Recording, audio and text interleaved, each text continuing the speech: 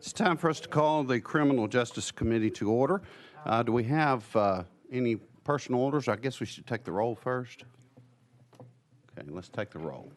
Representatives Beck, Campbell, Dixie, Doggett, Farmer, Griffey, Hardaway, Hawk, Howell, Holzer, Lamar, Lamberth, Moody, Russell, Sherrill, Vice Chairman Sexton, Chairman Curcio. Here. Chairman, you have a quorum. Thank you. Do we have any personal orders before we get started? Okay, I don't think that there's any. So our first bill is House Bill 1338 by Vice Chairman Ogles. Is he in the room? Doggett, are you going to run that bill for us? Yes, sir. I would be glad to. Okay, that'll be fine. You are recognized.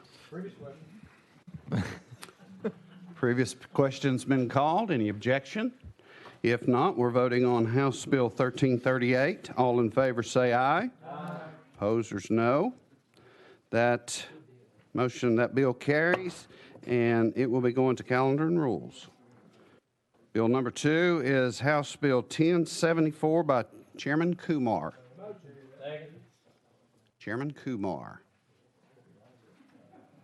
Does anybody know where Chairman Kumar is? He was in Health Committee. Okay, we will roll that to the end of the calendar. Leader Lambert, can you run that? Yes, sir, Mr. Chairman. If you'd like me to, I am signed under the bill. I would like for you to go ahead and do that. Thank you. You are recognized. Yes, sir. It makes it very clear. It increases the penalty from an A misdemeanor to an E felony on someone who assaults a first responder in the line of duty. Any questions? Question on the bill. Question on the bill. We need to adopt an amendment.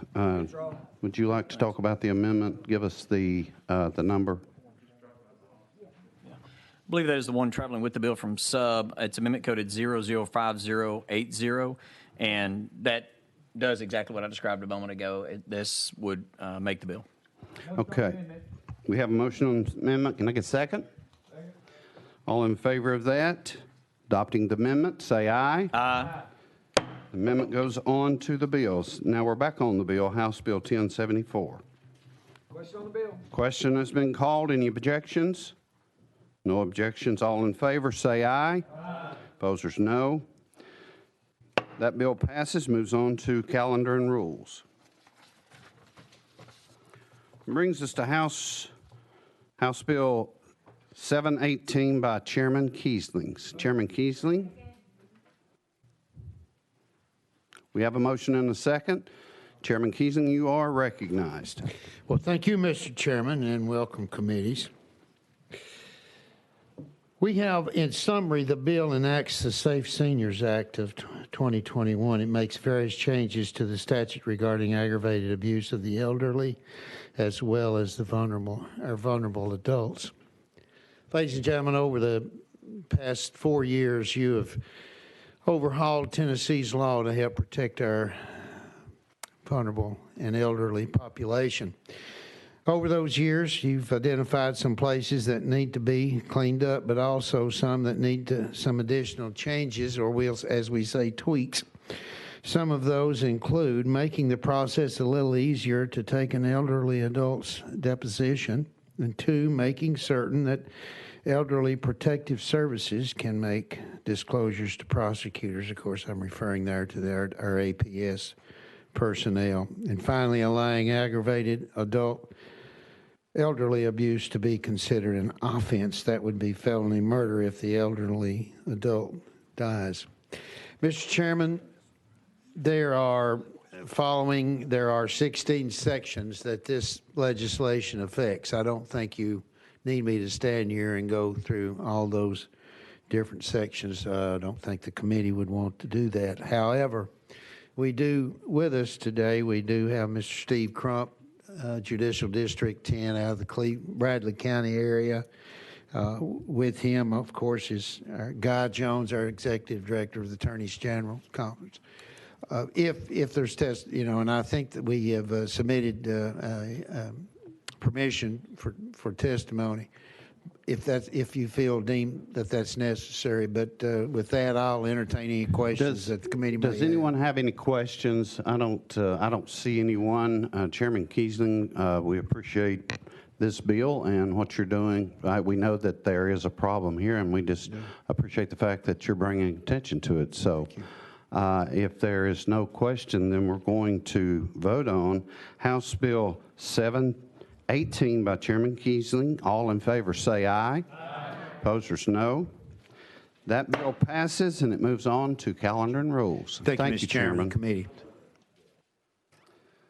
Somebody said, I love that bill. All right, we're on number 4, House Bill 578 by Chairman Reagan. Chairman Reagan, are you in the House? Okay, we're going to roll that one. Somebody said he was in committee? Yeah, if you would, just go ahead and page him, and we'll take him when he comes in. Seriously, text him. You can do that. You know how to text, right? Somebody show Deborah Moody how to text, please. 5 spaces. Make a motion to roll. All in favor of that, say aye. Rolling at 5 spaces. No need to text Deborah Moody. All right, we're going to House Bill 976 by Chairman Williams. Chairman Williams, are you in the House? Nobody likes us today, do they? They're all hiding from us. Yeah, let's just give him a minute. I think someone went to get him.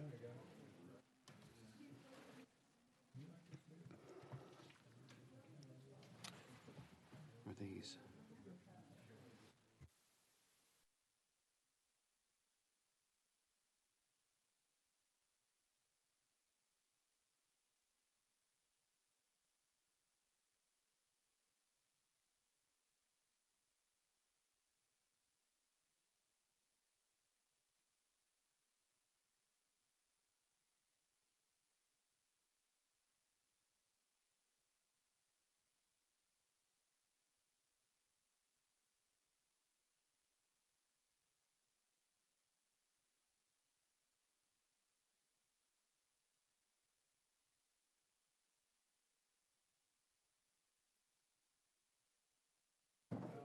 Chairman Reagan, you can come on up. We rolled you, but thank you, Deborah. She learned how to text. Everybody give her a hand. House Bill 578 by Chairman Reagan. Chairman Reagan, you are recognized. Thank you, Mr. Chair and Committee. And in the sub, I promised to draft an amendment. Can I get a second to that? Thank you. I have the amendment, but I'm at the will of the committee.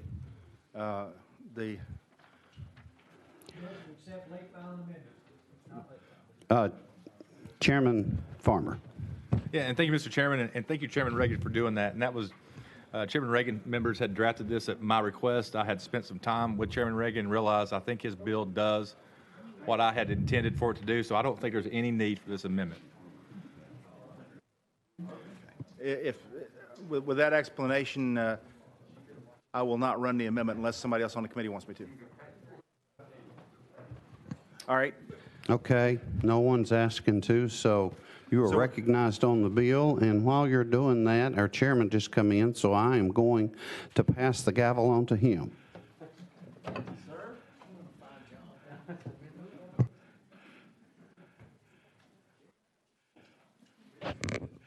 I want to say a special thank you to our vice chairman making his debut today. So thank you for filling in for me while I was, by the grace of the good Lord and the kind committee, passing a bill across the hallway. So thank you for the time. And we are on item number 4, which is House Bill 578 by Chairman Reagan. Chairman Reagan, you're recognized. Thank you, sir. This bill protects innocent minor children. That is, those Tennessee citizens who legally lack the maturity to make irrevocable decisions potentially damaging to their own health and well-being. According to the American Psychological Association and information from psychological studies, they indicate that young children and teens have 3 characteristics which may influence their decision-making in the wrong way. They have a high tolerance for risk. They attend primarily to short-term consequences, and they're more easily influenced by others, that is to say peer groups, social media, and so forth. Consequently, in the state of Tennessee, we protect our minors by setting certain minimum ages for decisions. Below the age of 18, for example, there's a minimum age for a driver's license, there's a minimum age for enlistment, there's a minimum age for legal marriage, consent to marriage, there's a minimum legal drinking age, there are truancy laws, and so forth. These minimum ages are designed to protect our minor Tennessee citizens.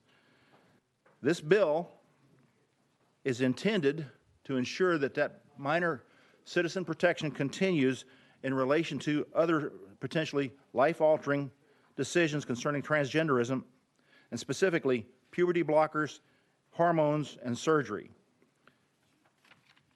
These drugs and surgeries can have potentially life-altering effects to include, not limited to, potential skeletal damage to younger children, sterilization, and irreversible surgical damage to breast or genitalia. In addition to the obvious, there are potential side effects from severe joint pain, osteoporosis, compromised immune systems, mental health issues such as severe depression and even suicidal ideation, and the Federal Drug Administration, the FDA, has reported that 24,000 cases exist, over half of which have been deemed serious negative or adverse reactions. I will point out to you that puberty blockers, which are sometimes prescribed, the most common is Luperon, was developed initially to treat prostate cancer in men and endometriosis in women. These puberty blockers are being used off-label if in fact that's what they're being prescribed for. Ladies and gentlemen, puberty is not a disease. It is a normal human condition. Beyond puberty blockers and sex hormone treatments, surgery obviously permanently alters the body. We have numerous laws in our state. I've mentioned some already, but one in particular is applicable here in respect to that. One could say that, well, parents can do this, but we prohibit parents from making the decision for children in the case of female genital mutilation. Our law, 3913-110, specifically states that anyone knowingly circumcises, excises, infibulates female genitalia is committing a Class D felony. Consent to this procedure is not authorized for a parent to give, period. Our state says that cannot be had in any case. We have other laws, such as 3913-607, in which we say a parent cannot give consent to violate the peeping Tom law. Unauthorized observation, if you want the correct term. A parent can't say it's okay for you to look at my child. So we have precedent in law where our state says there are things that parents cannot authorize for their children. This bill is simply saying that we have potentially life-altering consequences involved here regardless of what the parents say. The American College of Pediatricians has condemned hormone treatment and sexual or surgical operations for children with gender dysphoria as child abuse. In summary, the purpose of this bill is about informed choices.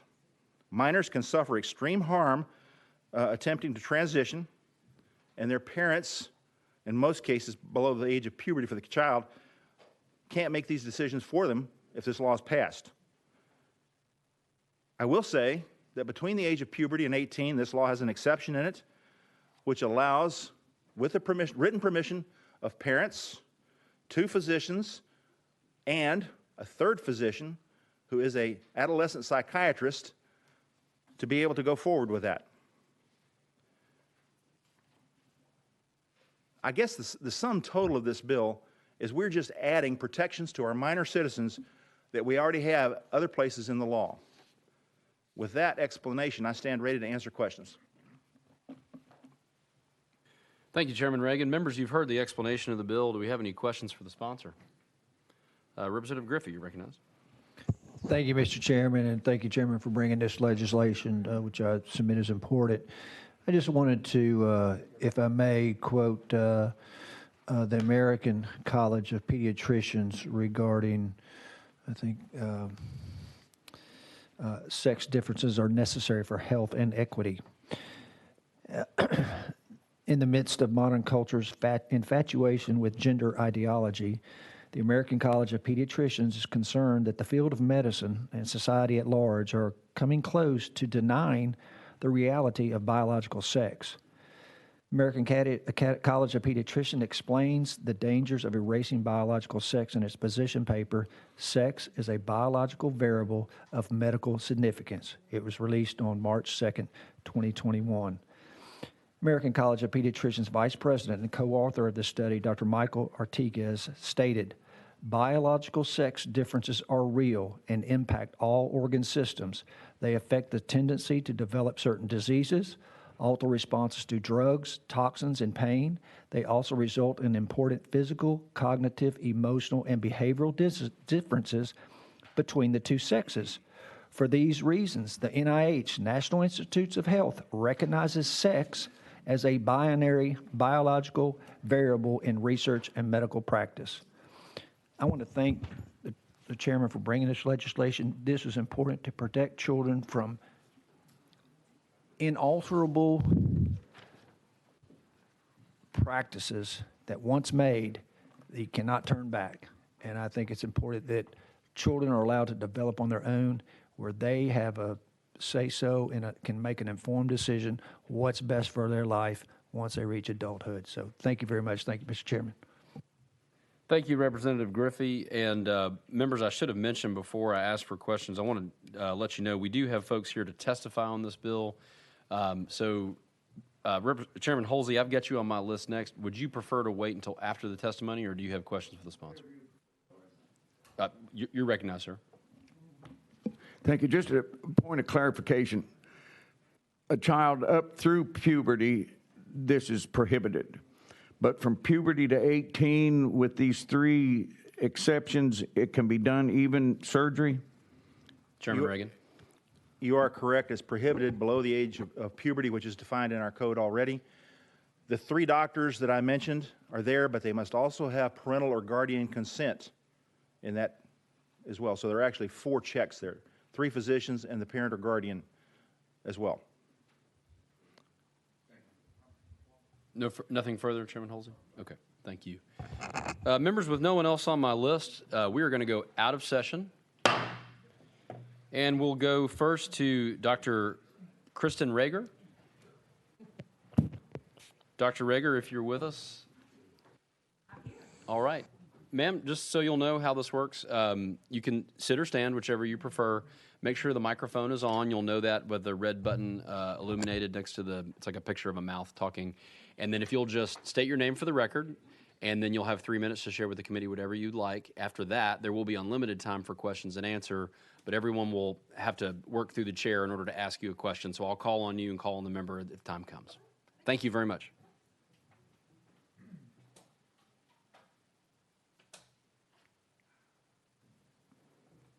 Hello? Can You're everybody on. hear me? Hi, I'm Dr. Kristen Rager. I really appreciate y'all letting me be here today. I am a pediatrician and adolescent medicine specialist in Nashville. I've been taking care of children and teenagers for more than 20 years. I stand firmly with my transgender patients and their families against HB 578. I believe that this bill is unnecessary and also dangerous and has been proposed based on misperceptions of medical facts. And I'm here today to offer some clarification. Number 1, no one in Tennessee is performing sex reassignment surgery on the genitals of transgender patients under 18. No one. Number 2, prepubertal children in Tennessee are not being treated with hormones or hormone blockers. Let me repeat that. Transgender kids who have not entered puberty yet are not receiving hormones or hormone blockers. Number 3, young people who have begun puberty may be treated with puberty blockers, which are safe, effective, and fully reversible. Hormone blockers push the pause button on puberty once it has started, which gives everyone involved a lot of time to do their research, to meet with experts, and gather their support systems. If stopped, puberty continues on normally. Puberty blockers, again, are safe, they are reversible, and they are life-saving. The American College of Pediatricians, that was referred to earlier, is an anti-LGBT hate group with a couple of hundred members nationally. Yeah.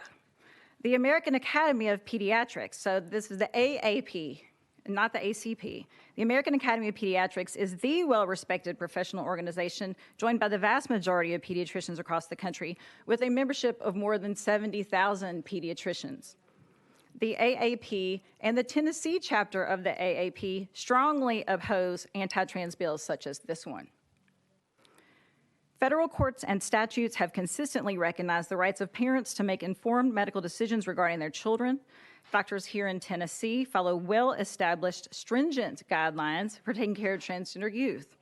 There is zero evidence to suggest there are dangers within our current system of care in Tennessee. So where does the actual danger lie in the care of young trans folks? We have all heard the heartbreaking statistics about the mental health risk in trans youth, including depression, anxiety, and suicide risk. More than half of them report feeling suicidal, and 1 out of 3 report a suicide attempt. However, it is important to note that these dangers occur in teens who are unable to access medically necessary treatment. Trans youth who receive appropriate care, such as we are currently providing across Tennessee, their risks go down to that of their non-trans peers. HB 578 will effectively block transgender youth in Tennessee from receiving life-saving health care by requiring 3 physicians to sign off on treatment. With a limited number of specialists in Tennessee, this will Ma'am, create... I apologize. I'm going to have to stop you there. It was the end of the 3 minutes. But again, we'll have unlimited time for question and answer if anybody has any. Thank you. Sorry, I didn't know that's what that meant. No, well, that was an accidental alarm, so sorry about that. Yeah. Any questions for our Representative Beck? You're recognized. Thank you, Mr. Chairman. And you were saying about life-saving. Yes, sir. How does this affect these young people, and how are the puberty blockers life-saving? How are they life-saving? So the question is, how are puberty... Dr. Rager, you're recognized. Oh, I'm sorry. How are puberty blockers life-saving? In my experience in taking care of transgender youth, and there are also studies to support this, that transgender youth are at risk, very high risk of suicide, frankly. If they're not allowed to have appropriate medical care would be medicines such as puberty blockers. And when we use those, it saves their lives. It prevents suicide. I have unfortunately seen patients die from suicide before. I hope that is something that you guys never have to experience, but never in a child who has received adequate medical treatment.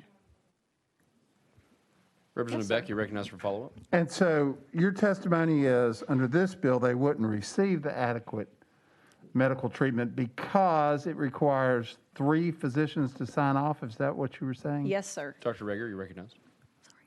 Yes, sir. That is what I'm saying, that the barrier of requiring 3 physicians to sign off, 3 specialist physicians, frankly, and specifically child and adolescent psychiatrists, is a huge barrier that patients will not be able to overcome, and it will directly result in patients not being able to access care.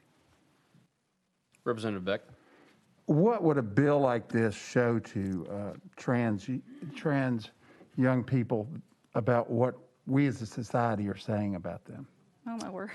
Dr. Rager, if you don't have to answer the question if you don't. I don't know if it specifically. Well, no. What I think was asked is what would a bill like this, if passed, show transgender youth around our country that we think about them? Correct. Sir, I think it says that we think their lives are not valuable, that we do not care if we pass a bill that will directly result in their deaths, and even more so than death, sorrow and misery in Tennessee families. I was born here. I chose to come back here and raise my family because I love this state, and it makes me sick to think that children and families in our state believe that we care nothing about their lives, and frankly, that we hate them. That's what this feels like. Next on the list. Can I finish? I'm sorry. Can I go on? I have patients who are coming to my office right now crying, families who are crying because they're afraid their child will die if this bill is passed. Can I go on? Certainly.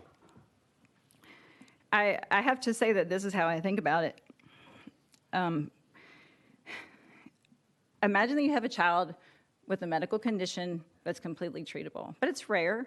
And so you look and you find a specialist who you know can take great care of your kid. You find them, and that's me. You bring your child to me, and you're like, please help us. We're struggling. My child is suffering. And they say, do you know how to help us? And I say, yes, I absolutely know how to help you. But I can't because our state legislature has decided to pass a law saying that I will go to jail if I do. And that you, mom and dad, because we involve both parents in every decision, can also go to jail for this. So I'm sorry, we can't provide your child with life-saving care. That's what I feel like you're asking me to do. And that's why I'm here right now, because it's keeping me up at night thinking about that. I took an oath that I would not do harm, and that would be presenting direct harm to children. This bill will not protect children. Let me be very clear. This bill protects no child and, in fact, puts children at risk. Risk of harm, risk of depression, risk of anxiety, risk of death. Thank you, ma'am. Next on my list, I have Chairman Holzer. You recognized? Thank you, Doc, for being here. I can't remember the exact number. 4 or 5 years ago, the chief of psychiatry at Johns Hopkins came out with an article and said there was a percentage of kids and adults both who, after a period of time, wanted to come back to whatever the biological sex that they were born with. Have you found a percentage like that in dealing with children that you deal with? That's a really... Dr. Rager, you recognize? That's a really great question. I think that parents often want the answer to that question. And in my experience, that number is tiny. And most importantly, those kids are not damaged in any way. They're not regretful in any way. They've just had a different plan.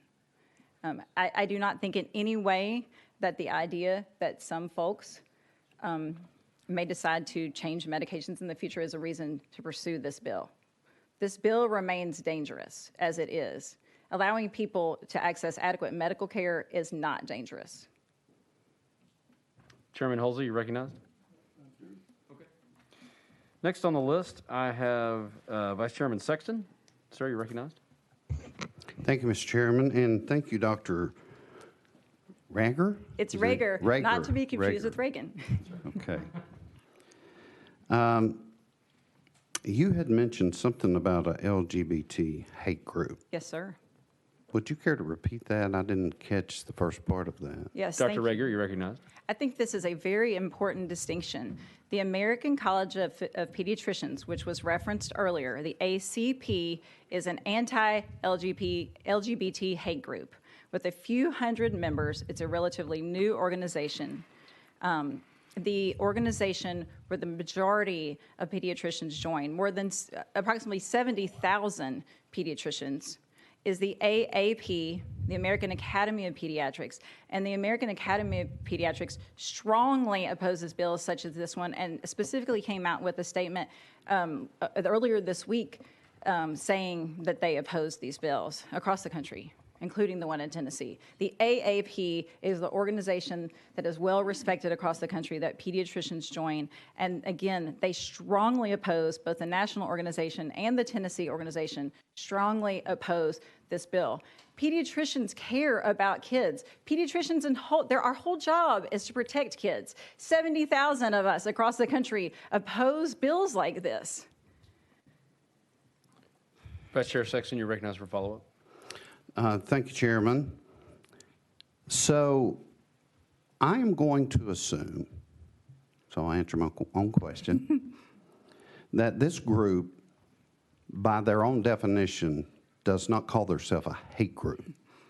I'm going to assume that you are pinning that on them, that you are calling them a hate group. Now, you've said that this is a hate group. You have used the term, we hate them. You have used the term, this is life-saving, as if these children are going to die if they don't get this procedure.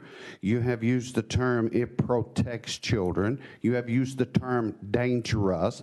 All of these things, in my opinion, are your opinion.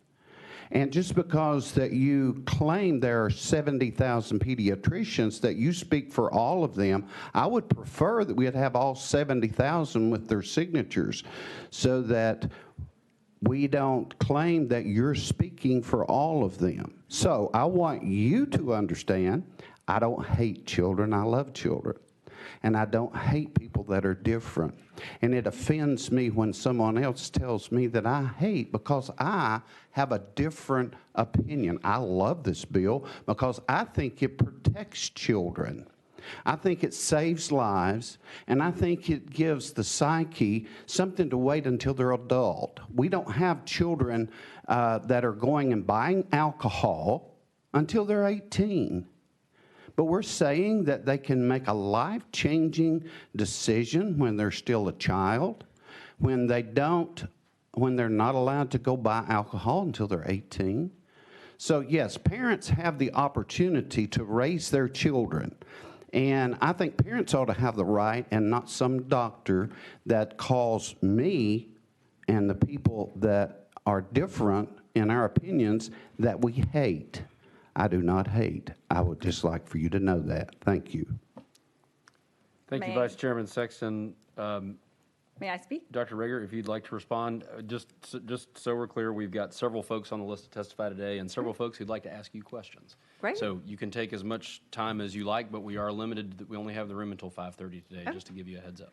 First things first, I am not deeming the American College of Pediatricians to be a hate group. The Southern Poverty Law Center has deemed them a hate group, so that's just not my opinion. The difference between an organization and me, anyway. Ma'am, I'll tell you what we're going to do. If you could hold on for me. We're going to go ahead and move on. I've got several folks on the list. Okay. And again, my job here is to help maintain order in this committee, which is why I call on you and then I call on a member. So if you could just give me some eye contact before you get started, and I'll call on you. It's just my job to be the referee here. Sir. So if you could help me out with that, I'd appreciate Yes. it. Next on my list, I have Representative Farmer. I'll pass. Okay. Next, I have Representative Lamberth. Just a couple of questions. And one, thank you for coming here today. I'm trying to kind of get to the bottom. There's a lot of opinions and strong emotions on this issue, obviously. Would you at least agree with me that when you were meeting with a parent and a child, or parents and a child, that this is a very serious decision that they may be embarking upon? Dr. Rager, you're recognized. I always meet with parents, both parents if there are two parents and the child, and absolutely we treat this as a serious issue. Okay. Leader Lamberth, you're recognized. Thank you, Chairman. And that decision can change their life on how they make the decision, both positive or negatively, like many medical decisions can. Is that a fair enough statement? Dr. Rager, you're recognized. Will you say that again, please? Leader Lamberth. The decisions they make in your office can both positively or negatively affect their lives going forward. It's a very serious decision that they're making, and depending upon which pathway they choose after you meet with them, can have serious repercussions on their lives, either positive or negative, depending upon what they choose. Is that an accurate statement? Dr. Rager. I believe I'm sorry, I'm a little bit confused by the question. I believe that what you're saying is that choices in the office are made by parents and their children in conjunction with a knowledgeable physician such as myself, and that is the norm for medical decision-making about health care with children under 18. That is correct. And all choices that are made in health care may have unique outcomes. Leader Lamberth, you're recognized. I'll ask it a different way. Yeah, sorry. So when I go to the doctor as an adult, I meet my doctor, I have a physical, the doctor makes recommendations on eating better, more exercise, kind of standard things that they would say could potentially improve your health outcomes. I have a decision to make. I can follow that doctor's advice, or I can make my own decision. Depending upon how I choose, can positively or negatively affect my life going forward. These children that come to you with their parents, depending upon what they and their parents choose, again, would you say can have either a positive or a negative effect on their life after they meet with you? It's a relatively straightforward question. Dr. Rager, you recognized. I'm sorry that it's confusing me. Okay. It is. Fair enough. Leader Lambert? So when they meet with you, these children, and again, hold up, before I do this, I don't want to make an assumption. Have you had an opportunity to actually read the language of the bill? Absolutely. I have a Dr. copy of it right Rager, in you front of me. recognized. I'm so sorry. Leader Lambert? Thank you. And doctor, if you'll notice, I go through the chairman as well. So it's not you, it's us. It is the way in which it prevents folks from just kind of talking back and forth over each other. So Chairman, thank you for maintaining order. We all appreciate it very much so. Doctor, in this bill, again, we've talked a little bit about, these children and their parents come and meet with you, and whether you understood the question I was trying to ask or whether I just wasn't asking it in the proper way. I think when a child is going through a difficult situation like this and they are questioning their own gender, I would consider that very serious. And depending upon what they and their parents choose, I would imagine could have some very positive or negative effects on their life going forward. In fact, it can alter the entire course of their life, depending on what they choose. When they're sitting in your office, is it their choice, or do you guide them one way or the other? Because I've had an opportunity to look at your website, but I have drawn conclusions from that, but I would like to hear it from you. Do you help guide these children toward a decision that you feel is in their best interest? Dr. Rager, you recognized. My job is to present information, to present medical facts, not opinions, but actually medical facts that I've learned through my 10 extra years of training and 20 years of experience. My job is to give them information, and then the child and family make the decision that is best for them. Leader Lambert, you recognized for follow-up. How often do you tell them that they are merely questioning their gender identity and that they should maintain their current course in puberty and their birth gender identity? Dr. Rager, you recognized. It's a very specific decision based on the child. I think that you are assuming that I am guiding everyone down a path of changing their gender, and that is a false assumption. And not everyone comes to me wanting to do that. Many people come to me just to talk and to learn because they're curious, and they're just there to talk to an expert. Leader Lambert. Doctor, I find it very interesting, the questions that you're avoiding today and the ones you're jumping right into, so that's fine. This is how you make your living, correct? On guiding children on how to choose a gender that is not necessarily their birth gender. That's how you make your money, right? Dr. Rager, you recognized. I am a pediatrician and adolescent specialist who sees children and adolescents for many different things. This is not the only type of medical condition that I see in my practice. Leader Lambert. So yes, this is a portion of how you make your living. Taking care of children.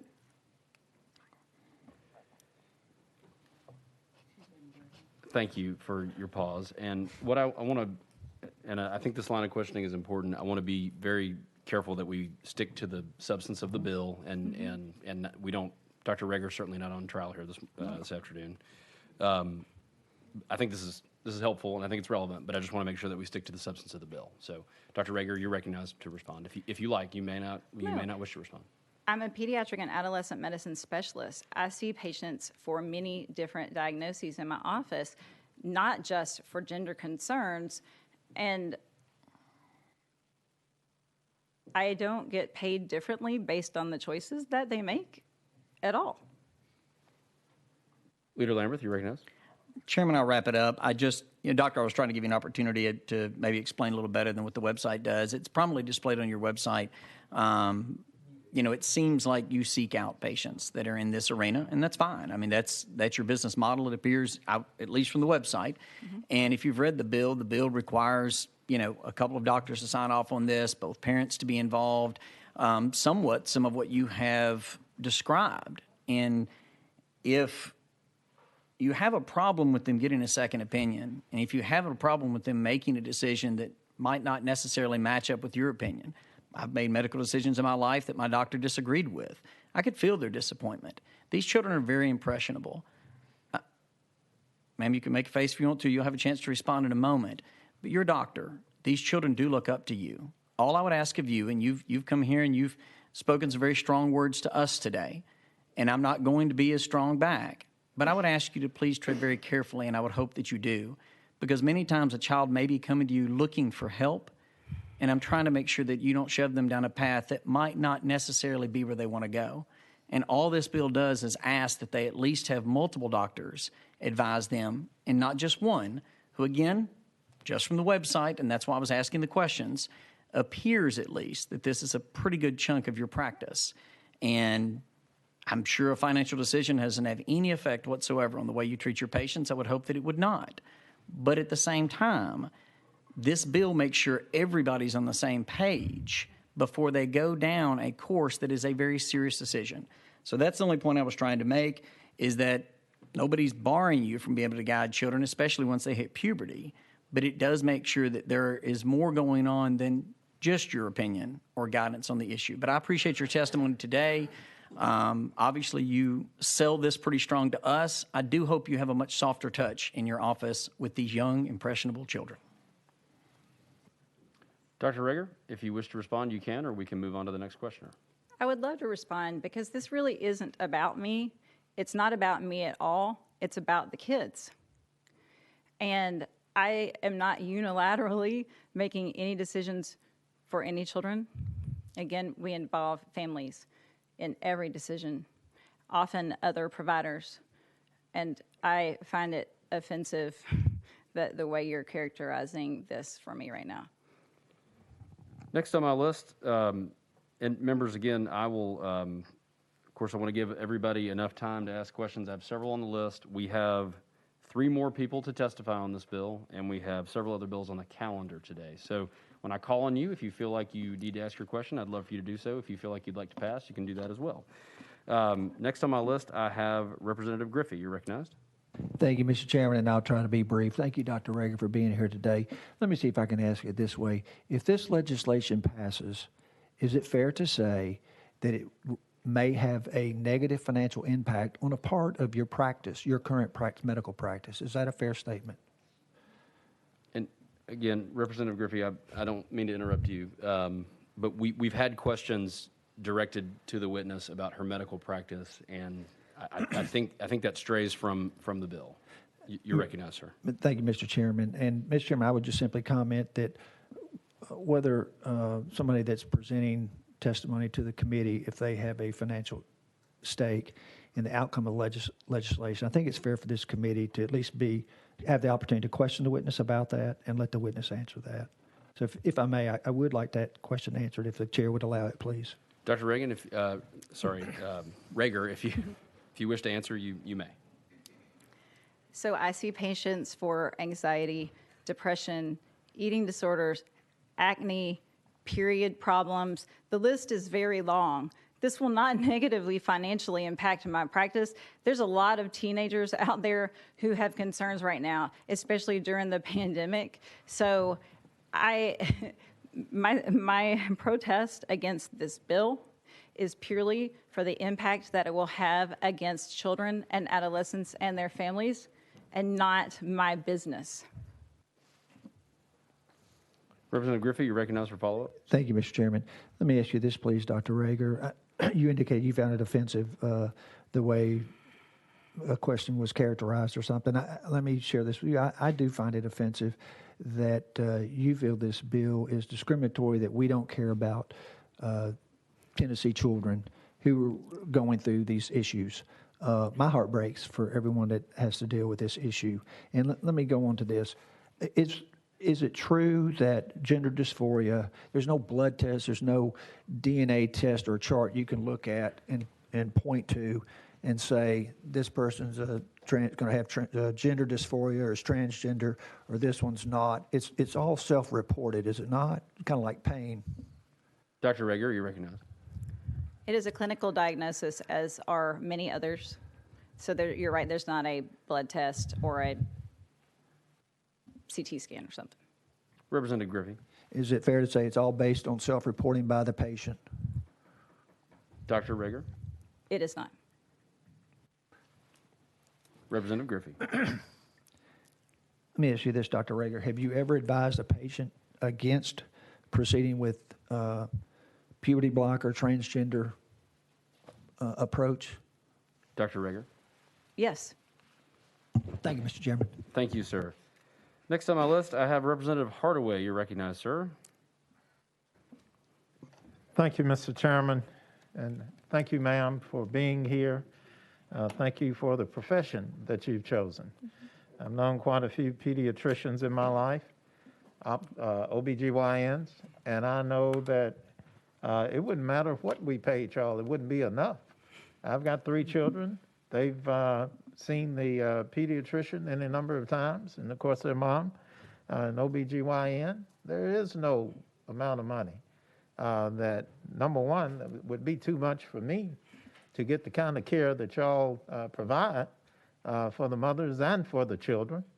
And the other is I've known OBGYNs who do charity work. Their own lives are ruined because they've got to be available to their patients. And I sense the same type of dedication from you, and I appreciate it. The organizations that you cited, one with a couple of hundred members and one with 70,000 members. I'm proud to say that my pediatricians, when my children were small, were members of the American Academy of Pediatricians. And every pediatrician that I've known has been professional, has been dedicated. And I think, like them, you're probably dedicated to doing no harm. Okay? I think the last question that was asked by my colleague is whether you have advised both ways, okay? Whether you give the best advice for the individual for the best outcome for that child. Is that accurate?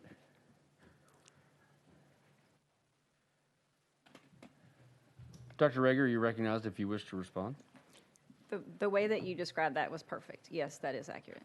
All right. Thank you, ma'am. And your Representative opinion, Hardaway, do you wish to be recognized for follow-up? I do, sir. You're recognized. Your opinion, when you offer an opinion to your patients, is it a personal opinion or is it a professional opinion based upon, as you cited, 20 years of actual practice, which includes the 10 years of extra training, 10 years of extra training? Which opinion are you offering to your patients? Dr. Rager, you're recognized. That's not going to stop me.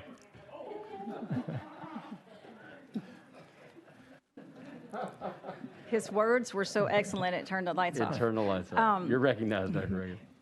Yes, thank you. I'm nervous and I'm speaking less eloquently than I would like to. The way that you said that is perfect. Yes, it is a professional opinion, not a personal opinion. A professional opinion based on many, many years of training and experience. Representative Hardaway, do you wish to be recognized for follow-up? Yes, sir. And when we're talking about the actual content of the bill and the portion that calls upon the patient to have to have the 3 opinions, how difficult is that? It's my understanding that your particular profession is short of professionals already, that we don't have enough pediatricians, and I would dare say that we have even fewer who have your specialty. Is that accurate? And whatever other comments you want to make on. Dr. Rager, you're recognized. Yes, sir. I think that is really an excellent point. You know, I don't know of any other medical procedure that exists that requires 3 physicians sign off on it, first of all. It is a huge barrier, both because seeing 3 physicians is a lot, but in particular when they are specialists, of whom there are few, very few in the state and very few across the country. We're talking about adolescent medicine specialists, like myself, and pediatric endocrinologists, and child and adolescent psychiatrists. Those are probably three of the most thinly staffed specialties around the country, and especially in our state. It would be impossible for some children and families, for many children and families, to access those three. And therein lies the barrier. Thank you for clarifying. Representative Hardaway, you wish to be recognized. Thank you, Mr. Chairman, and I'm coming to an end. There were a couple of points that, and you were quite strong in your comments, that the bill would, well, let's go to the pre-puberty dictates in the bill. You're telling us that we don't have to worry about that anyway, because that's not what you do. And you're also telling us that when you do use the treatments or the therapies, that it's designed to help the patient. It's designed for the best possible health outcome for the patient. And that could be physical health, it could be emotional or psychological health. Is that true? And expound. Dr. Rager, you're recognized. Yes, sir, that is true. The only recommended treatment that we have for people who are prepubertal is for parents to just love their children, which they're very happy to do. The recommended treatments that we have for those who have entered into puberty are treatments that are recognized by multiple national guidelines as being the standard of care for these kids. They are safe. Specifically referring to hormone blockers, it's completely reversible. In my experience, I think that the issue that kids need to be protected from this care is probably the sticking point for me, this care is actually protecting them. Thank you, Dr. Rager. We appreciate your testimony today, and thank you for being with the committee. Members, we next have Ty Brown from Launchpad. Thank you. Mr. Brown, you're recognized.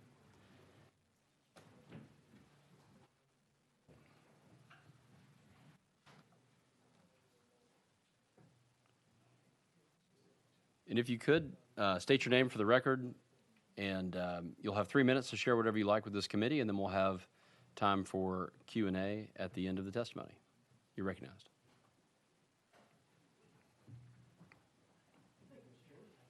Oh, and if you... An LGBTQ affirming shelter program for young adults experiencing homelessness.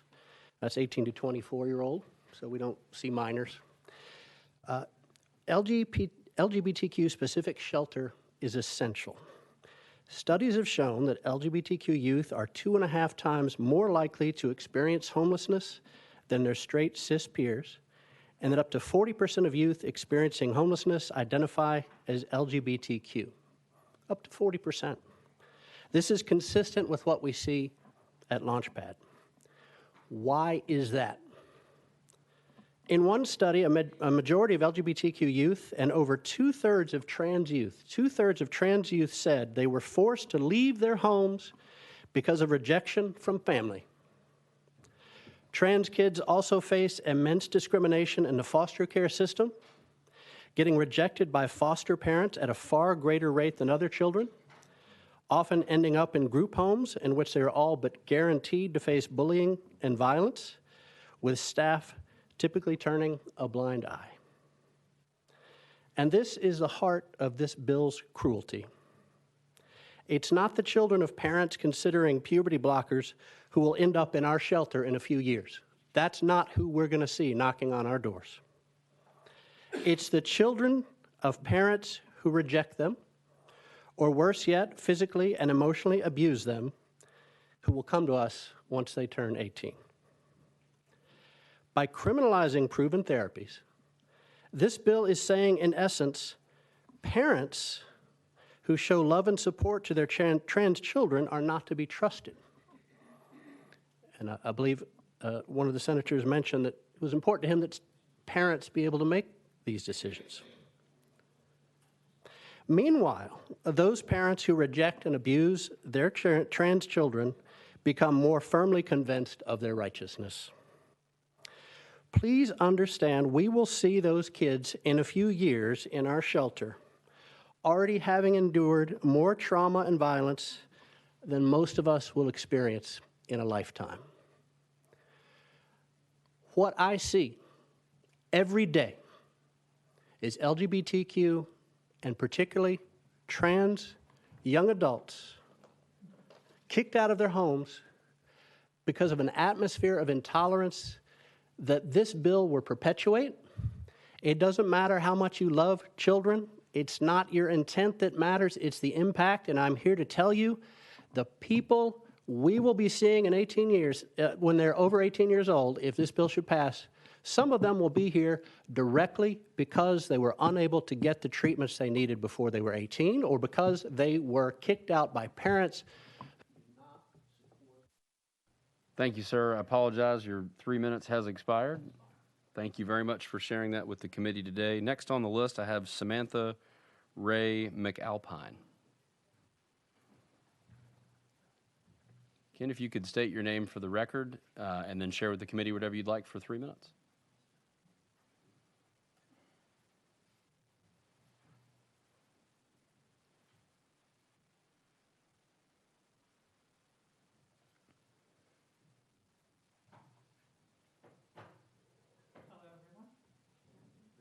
My name is Samantha Ray McAlpin. My pronouns are she and her. Thank you very much, or your majesty if you're feeling. There were no trans people in the community where I grew up. Being out was a death sentence. You see, I was raised with traditional American Christian values, that being gay is a sin, that being trans is an abomination, an affront to God, a danger to society, and a threat to our children. Except I was the child. And the only dangers I could see were the ones by every child and adult around me, knowing if any of them found out, I would have been found beaten to death in a bathroom. So I learned to hide, to pretend I was somebody else. And at some point, I even managed to convince myself. I did what I thought I had to survive. But that fear wore me down. That pain of day in and day out, seeing some miserable stranger in the mirror, it eats at you, destroys you in ways that none of you can imagine. Surviving nearly killed me several times over. And by the end, it destroyed my marriage, many of my relationships, and robbed me many years of a much better life. Now I have to pay thousands of dollars to not hate what I see in the mirror every single day, to fix what hormone blockers and a kinder, gentler, more compassionate society could have prevented. With bills like this, you condemn generations of children to the same pain, fear, and rejection I faced. You will condone the same culture of ignorance and bigotry, pay attention please, that people like me so suffer. And for what? To prove yourselves righteous? To keep all those dangerous trans children in their place? I pray that none of your children or grandchildren find out that they're trans. For one, because of the pain I know it will cause them. And two, because I know they will never forgive you. That's my statement. Thank you. Thank you. Next on the list, we have Sean Riley.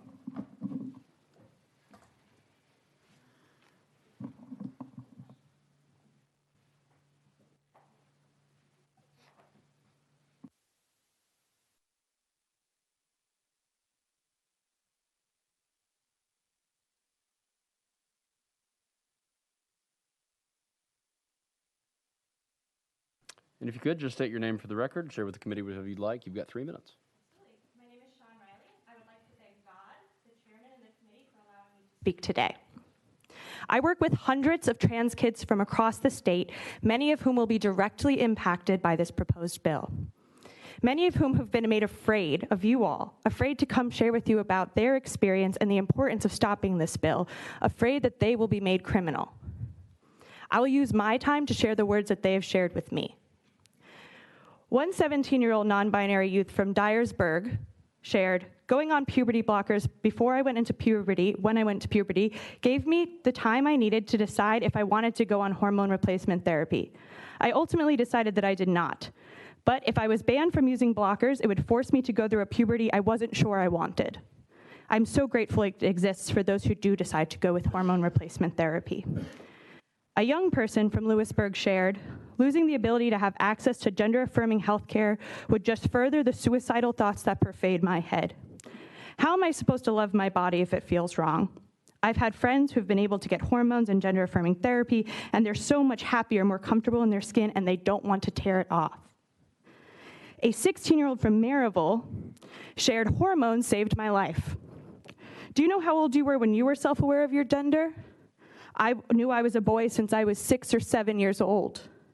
My parents saw it, my doctor saw it, people I've obviously known since I was a baby. These people and myself know me best. I didn't come out until later, until the suicidal thoughts and depression got so bad that I covered all the mirrors in my house. I didn't want to see myself because I wasn't seeing myself.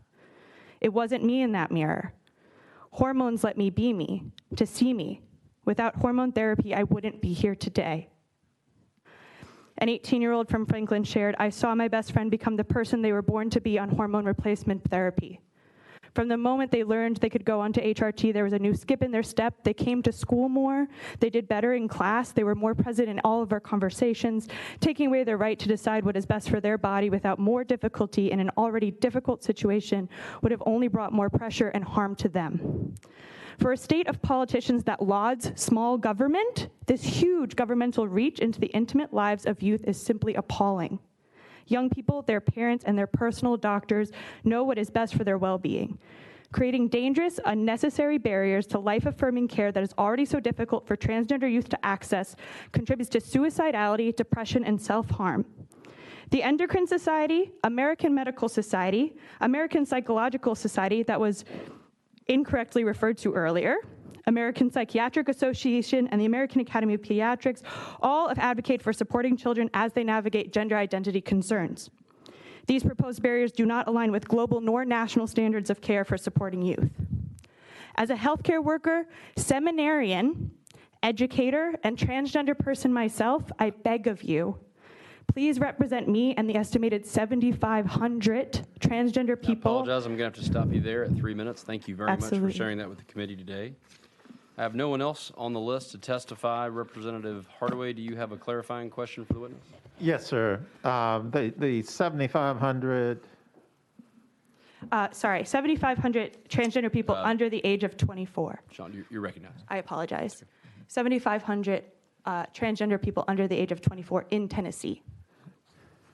Representative Hardaway, you're recognized. Thank you, Mr. Chairman. And do you have other data points that you could share, statistics that would help us in our decision-making here? Absolutely. You're recognized. I apologize. Absolutely. I have a number of data points. 59% of trans students in Tennessee experience harassment and assault in schools, not just from peers, but from teachers. That includes verbal, physical, and sexual harassment. Over 95% of kids in our state hear transphobic comments every day at school. LGBTQ students don't experience anti-discriminatory policies or practices at their school. Only 7% of students do. I can share more. Thank you very much. I appreciate your testimony today. And members, that concludes the testimony that we have on our list. So thank you. We are back in session. We are back on House Bill 578. Chairman Reagan, you are recognized.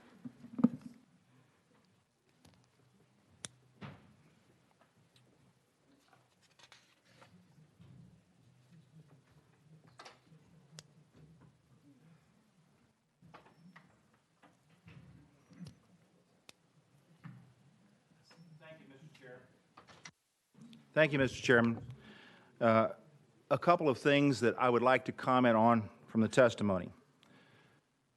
First, I will point out to you that the good doctor who testified before us, eminently well qualified. I have no disparaging comments to make, except I will point out that the identification of doctors with equal qualifications, that is to say pediatricians, who disagreed with her were tagged as a hate group.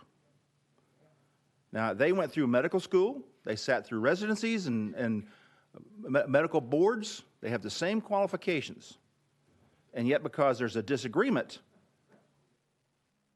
they're a hate group. I submit to you that should not be the case at all. Doctors who have different opinions are the reason we seek second opinions. This bill, contrary to what was said, did not specify any specific kind of doctor except in one case. If you read the bill, it says 2 doctors, no specialties specified. The only specialty was an adolescent psychiatrist, or a psychiatrist board certified in adolescent psychiatry. The 2 doctors, and apparently this doctor is unwilling to be part of the team. There's nothing that prevents this doctor from teaming up with another doctor and being part of the 2 that recommend it. I fail to understand why one doctor's opinion is better than 3. I'd also like to point out that contrary to what the assertion that was made, I did not misquote the American Psychological Association. I've been a member of that organization, by the way. But the quote I gave was, in fact, correct. Secondly, in relation to this bill, there is a path that is specified in it. There is no prohibition except for children below the age of puberty. The path that is specified is one that is intended to protect minors. And I'll remind you again, the definition of minor in our society is somebody under the age of 18. We have all kinds of restrictions in place on those minors already. I mentioned them already. Driver's license, minimum enlistment ages, consent to marriage age, and so forth and so on.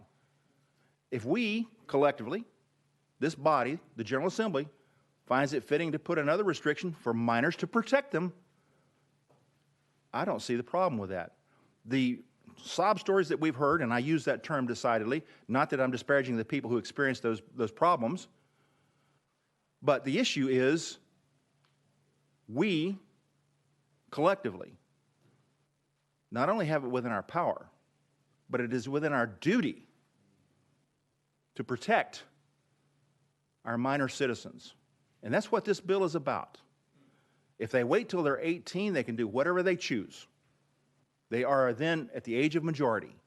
Below the age of 18, we have a vested interest in offering protection to them. Mr. Chairman, I stand ready to take other questions. First on my list, I have Chairman Farmer. You recognize, sir. Previous questions have been called without objection. See none. All those in favor of sending House Bill 578 to Calendar and Rules, please signify by saying aye. Aye. Those opposed? No. The ayes have it. Sir, you to Calendar and Rules. Thank you, Mr. Calendar. Mr. Chairman and committee. That brings us to item number 5, House Bill 976 by Chairman Williams. You're recognized, sir. Sir, you have a motion and a second. Also see amendment coded 4927. You wish to move that amendment today? Motion on amendment. Second on the amendment? Thank you, Chairman and members. I have a newly drafted amendment I think has been filed with the committee. It just is a technical clarification. The previous amendment was a run-on sentence, and this is 2 sentences. So that drafting code is 5597. You don't have it? I apologize. We do not have that amendment. Will 4927 not work for us? It does. It just, as I said, it's a technical difference. One's a run-on sentence and one's 2 sentences. But I'm happy to. I'm at the will of the committee. Leader Lamberth, you recognize. Mr. Chairman, it is a clerical error, and thank the chairman for working with me on this amendment to make sure that this actually would accomplish what his desires were and are.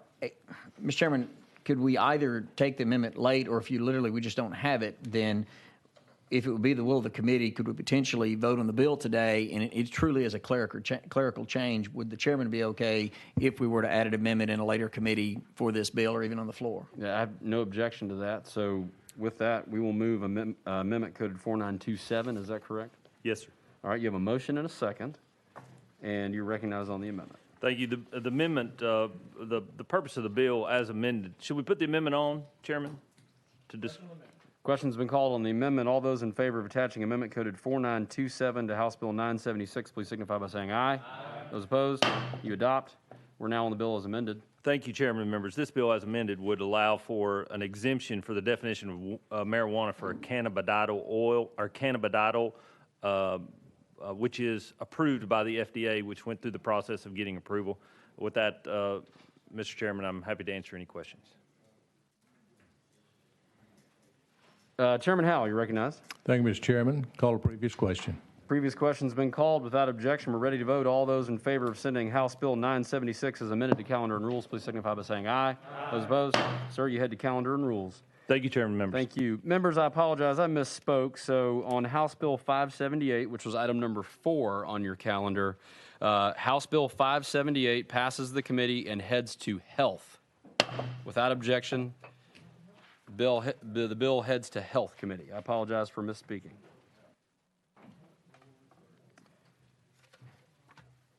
Members, that's going to bring us, we're going to travel down the calendar to item number 10, House Bill 784, and that is by me. I will pass the gavel down to my Vice Chairman. Thank you, Mr. Chairman. You are recognized. Motion.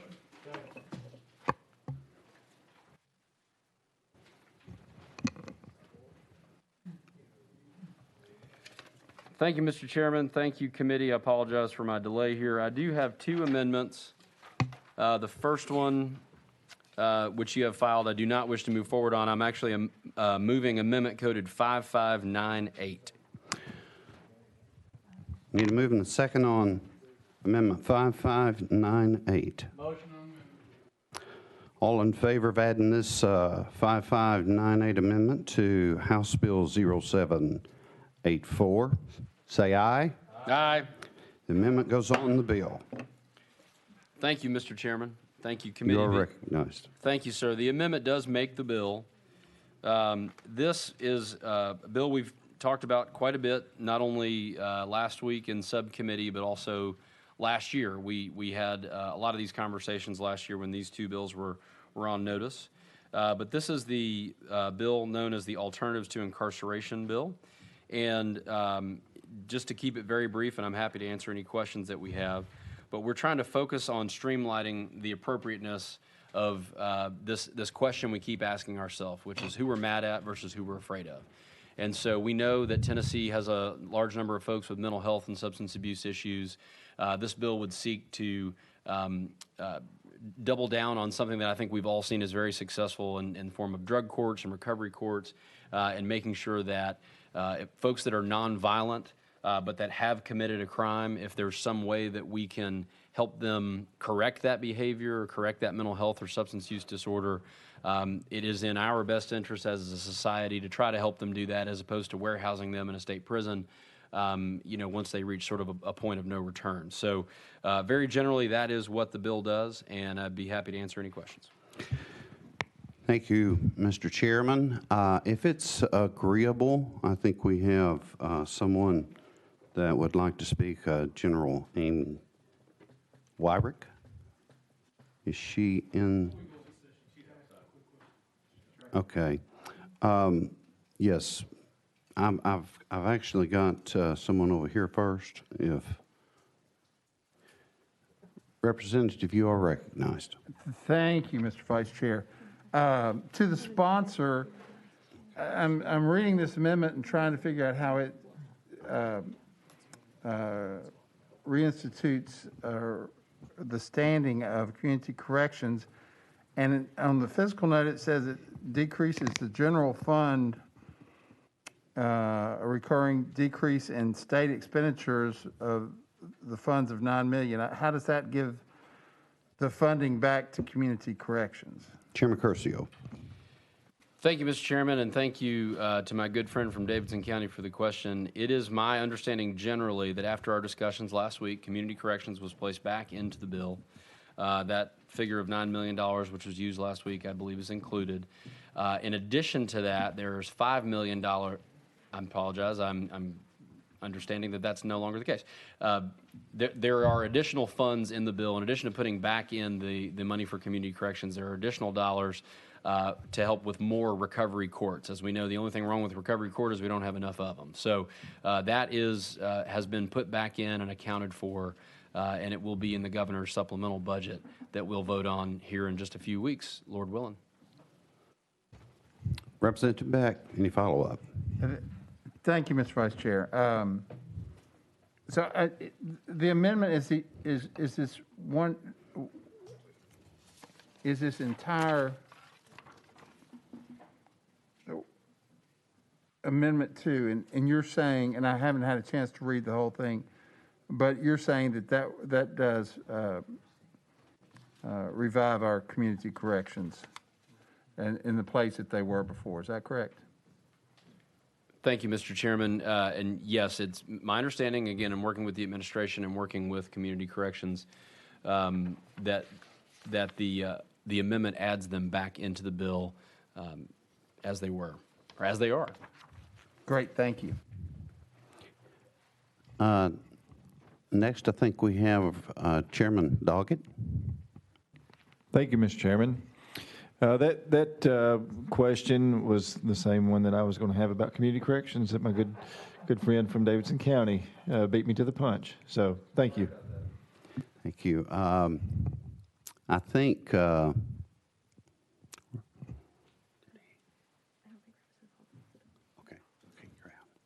all right, do we have any other questions?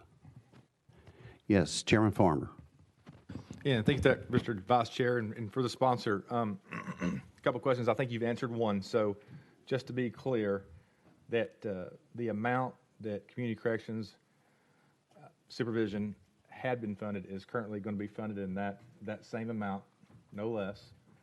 And also, what are the changes in regards to, are there any more oversight or have we put any more accountability on corrections supervision or Tennessee Department of Corrections supervision to see, because I know we were interested in finding out some statistics, some numbers, our recidivism rates and things like that. Has that changed? Chairman Curcio. Thank you, Mr. Chairman. Yes, thank you for asking that. This, in addition to adding the funding back in, this authorizes the Department of Corrections to conduct an evaluation of community corrections programs annually and as often as needed. So, as we talked about last week, we heard some testimony, and again, I'm not trying to pick apart anybody's numbers, but we heard some testimony from a group that said, hey, we've got a 2% recidivism rate. When you look up that exact same group on the TDOC website, it's a 64% recidivism rate. I don't think that group was misrepresenting themselves, and I don't think TDOC's beating up on them. I think we're measuring differently.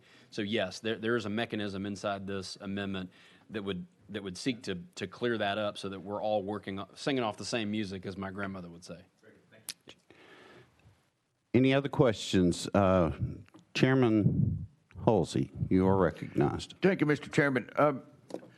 On the technical violations of somebody on probation, they're on probation and they're under a 4-year sentence, let's say, and they test dirty in 6 months on a urine test for drugs, so they go to jail for 15 days. Then they're out again and they test dirty again, so they go for 30 days the next time. When they reach the end of that time, is the standard for the judge to say, okay, it's obvious you can't do what you're supposed to do, so you're going to serve the 4 years, or is that how that works? Chairman Curcio. Thank you, Mr. Chairman.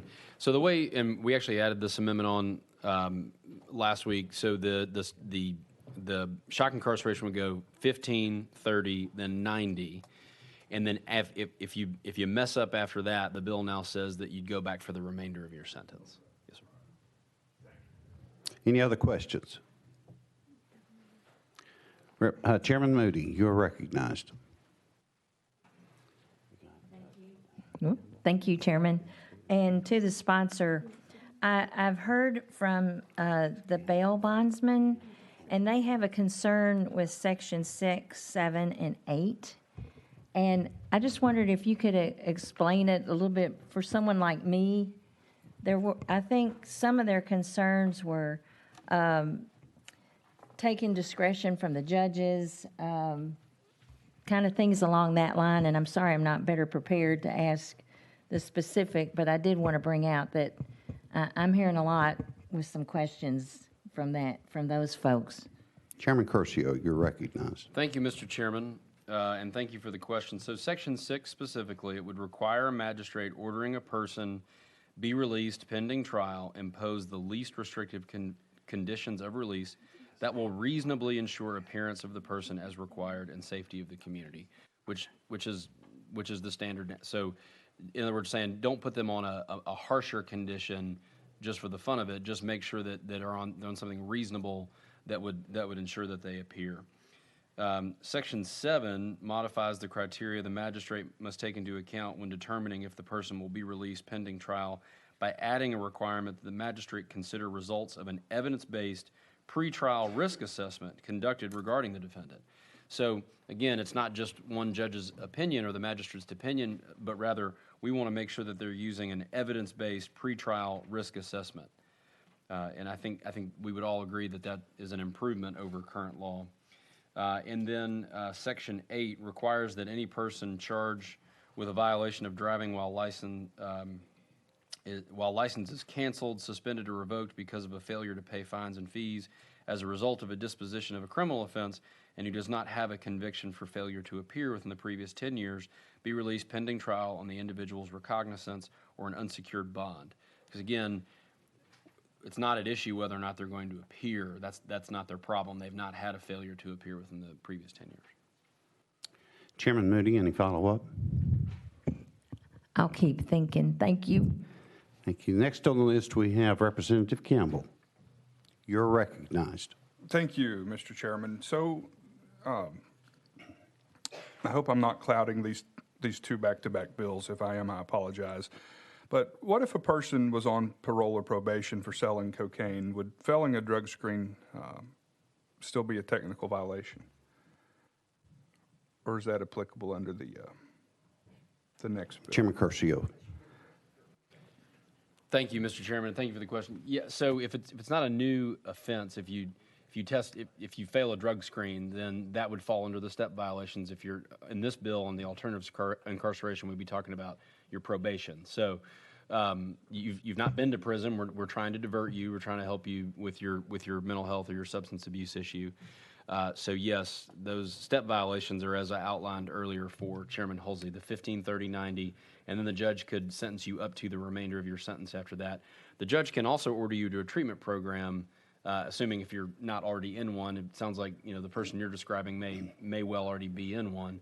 But if they've not gone down that route yet, then that would be an opportunity for the judge to sentence them to a treatment program.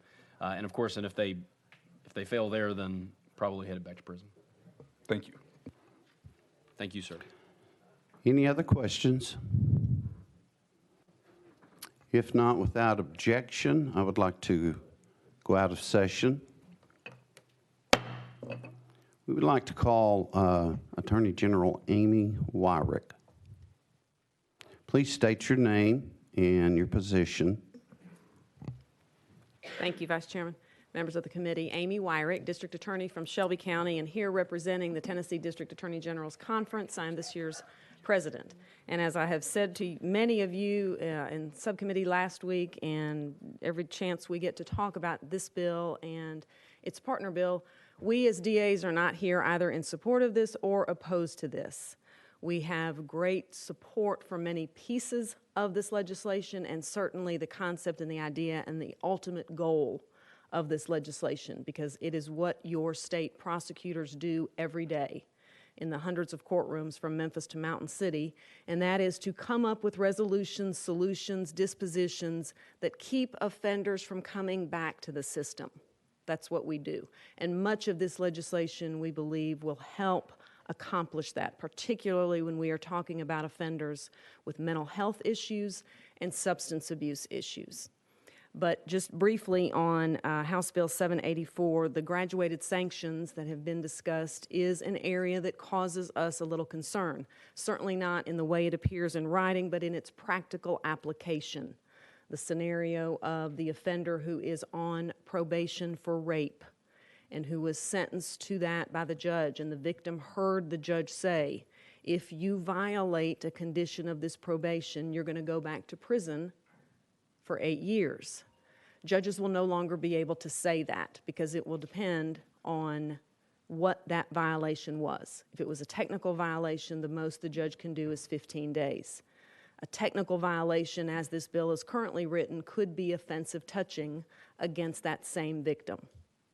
And so we have concerns about how this legislation might impact victims. The same example could be said of vehicular homicide.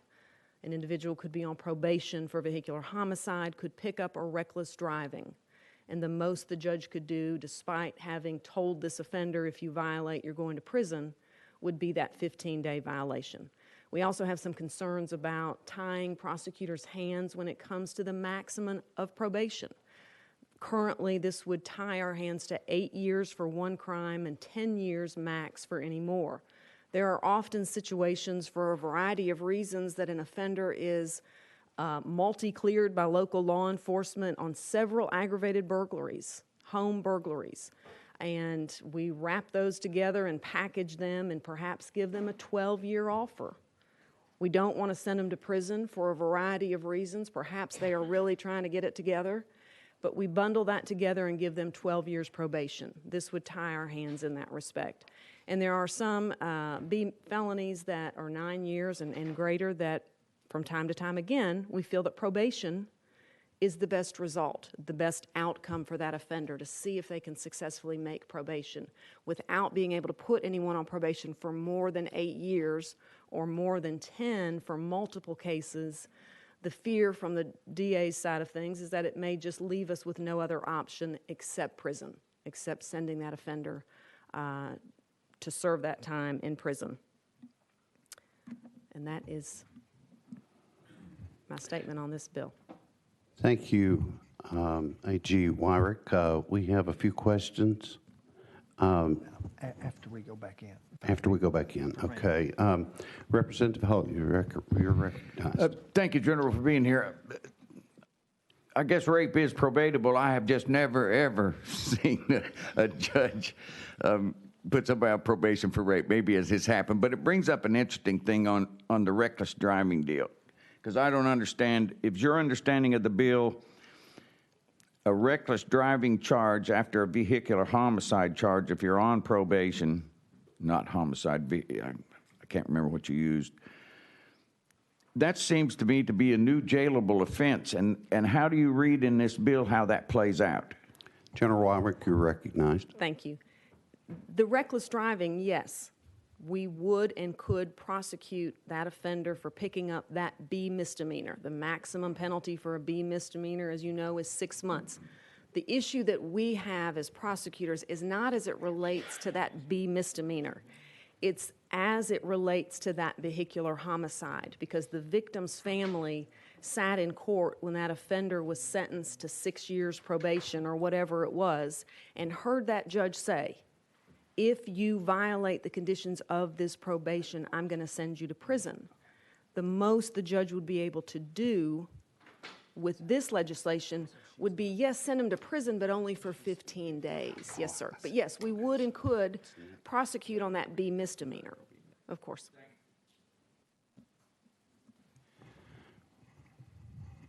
Did you have any more questions, Chairman Holzer?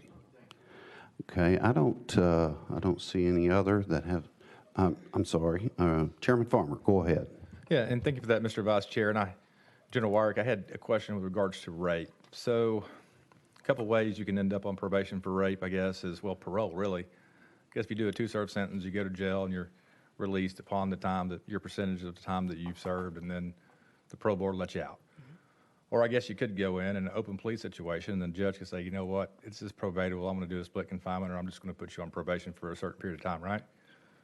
But also along with that, wouldn't that person be a sex offender and under sex offender supervision? And if so, a violation within the rape the scope of rape, wouldn't that fall outside the scope of the Public Safety Act? I'm just kind of curious. I'm kind of thinking there's a difference in the violation of basically a sex offender registry violation or something like that kind of tags along with a rape conviction, being the sex offender. Wouldn't that fall outside the scope of the, or am I just confusing the hound out of you? General Ryrick, I'm just trying to think through this. If someone, I'm not sure I'm following. If someone violated their terms and conditions of, I'm sorry, Mr. Chair, too. No, go ahead. Okay. Go ahead and finish. So if someone violated the terms and conditions in some way of their rape probation, so, and it's my understanding that it's your position that, hey, they're going to come in and the judge is going to give them 15 days under the Public Safety Act, which is going to apply if this legislation passes. But is there no other tools in the toolbox to where the judge could to give them more time for violating that probation? General Wyrick. Thank you. That you're aware of? Not the way this is written, no. If you are on probation, and one of the conditions of probation is to not be rearrested, right? Right. And now, I guess to your sex offender registry question, if they failed to register with the sex offender registry, that would be a separate violation. But let's just keep the conversation simple. You're on probation for rape, which, yes, is a straight-up probatable offense in the state of Tennessee. You're told to go out and not commit any more crimes, to go get a job, to whatever, report to your probation officer, and lo and behold, the next month you commit an offensive touching against that same victim. That's a B misdemeanor that we could prosecute, but the most the judge could do when that violation warrant is filed by our office and lands on the judge's docket is to violate that rapist for 15 days. That's all that this would allow him or her to do, because that would be deemed a technical violation, because it's a B misdemeanor. Chairman Farmer, you're recognized. Okay, so let me see if I understand this, and I probably should know this, but I'm trying to wrap my mind around this piece of legislation and how it actually works from a practical standpoint. So if an individual is on probation for rape, also, an individual's also going to be on the sex offender registry and have terms and conditions that's going to apply to that, like can't be around minors and certain such forth. Is there a difference if that person is picked up on some charge separate from a charge of violation of sex offender registry, as opposed to a violation of the sex offender registry? Is there a difference? I don't believe so. If I'm following your question, I don't believe so. Chairman Farmer. I guess what I'm trying to ask is there a situation to where a person, if he or she violates the sex offender registry and ends up in front of the judge, as opposed to picks up a new charge, or does something, just doesn't report to probation that's not a violation of that registry? Is there a difference there? Is there a zero tolerance policy within the sex offender registry, or is there versus a 15-day, 30-day, 45-day? General Rywick, you are recognized. Thank you. I'm not sure. Is your question, would the arrest on the offensive touching violate the sex offender registry universe? Yes. Okay. I don't believe so, but I can certainly find out and get back to you. I don't believe so. Okay. Thank you. I appreciate that. Thank you. Any other questions? If not, thank you, General Wyrick. Thank you. Next on the list, we have Nick Wachinski. I hope I'm saying your name correctly. Nick Wachinski.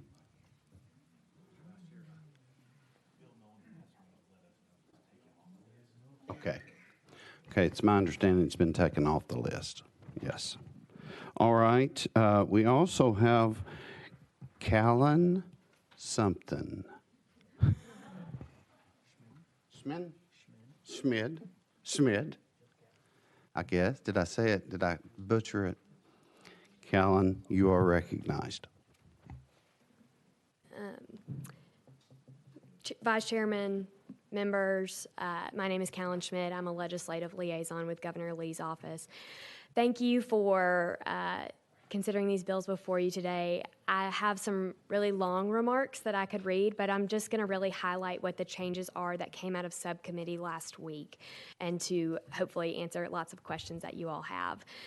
I really want to highlight the community corrections change. We had really productive conversations with the Community Corrections Agency in the past month, but especially in the past week, and looked at the language that was in our bill previously. We took out the majority of those sections, and what we did was bring in more accountability to answer Chairman Farmer's question from earlier, and data, and work with the Community Corrections Agency. They were very helpful in crafting this amendment and this new language, and we look forward to working with them through the RFP process when it comes up again about making sure that the data that we collect, we've heard lots of conversations from you all that has been kind of apples to oranges, and we're going to bring that to apples so that we're making sure and we're working with Community Corrections and TDOC to ensure public safety and being good stewards of taxpayer dollars. I would just like to add that I do appreciate the work that you've done on this, and we've gotten a lot of calls. I've gotten a lot of calls from my district on the community correction, so I want to say to Chairman Curcio and to the office as governor, and to you, Callan, I appreciate the work that you've done and the consideration that you've given.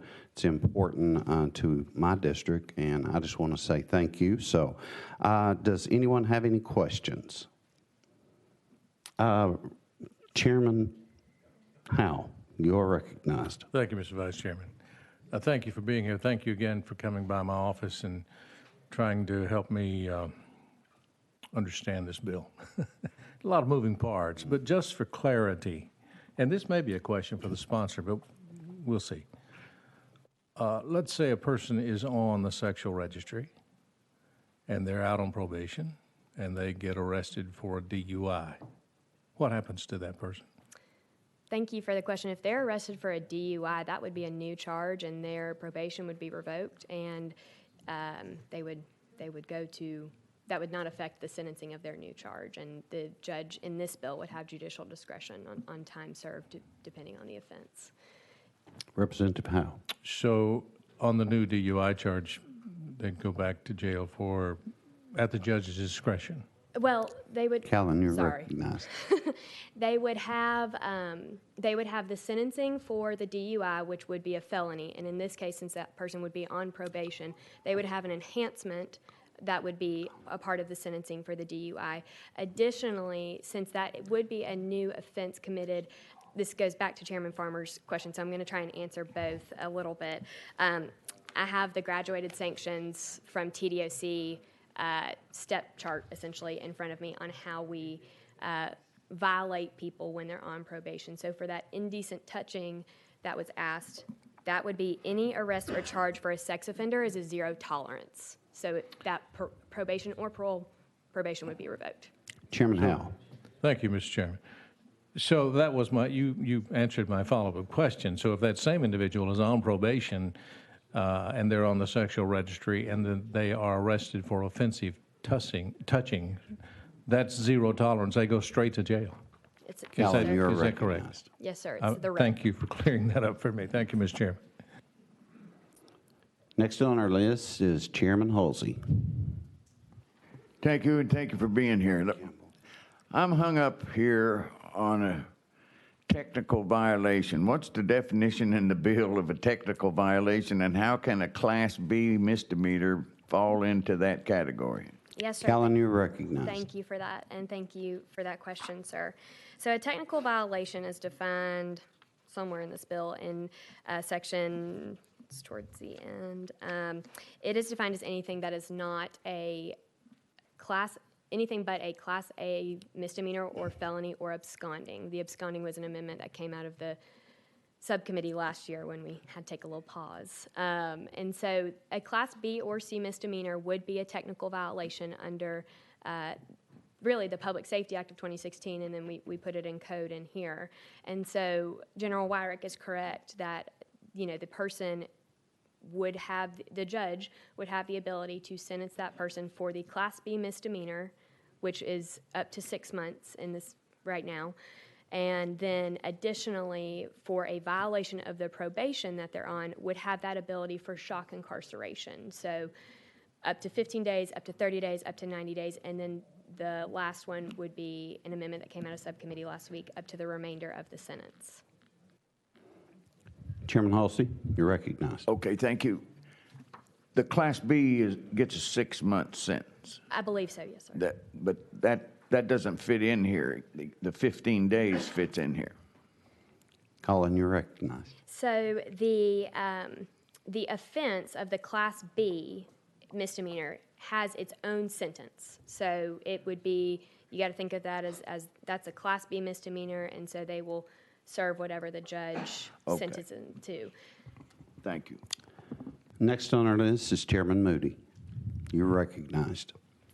Thank you very much. And I do want to preface this, my apologies to the sponsor and to you, because this information I'm asking concerning that let's see, let me get it right, pre-trial risk assessment is I'm just kind of digesting it this afternoon. And so I just wanted to speak out to that, and I'm starting to kind of delve into that and seeing there seems to be a trend in the country to go away from that it's not as effective, it's costing more. So I do apologize not being able to get to you all, both of you, before committee with this concern that I'm just learning about. But I guess I'll just ask. I don't want to make an assumption, but how much research into that issue there with the other states were y'all able to do, and need Colin. more? Colin, you're recognized. Well, I also am just delving into this topic. I spoke to the bail bondsman industry at about 2 o'clock today for the first time since we filed these bills, and last year as well. So we are in conversations with them as they've just raised this concern, and we look forward to the conversation. Okay, I'd appreciate it too. Thank you. Next on our list is Representative Campbell. Thank you, Mr. Chair. So earlier I was asking about if a person was on parole or probation for selling cocaine, would filling a drug screen for cocaine still be a technical violation? And I'll add to that, can someone be on parole and probation for dealing cocaine and then repeatedly fail drug screens? Is it correct that 15, 30, or 90 days in jail is all they could get under this legislation in a situation like that? Colin, you're recognized.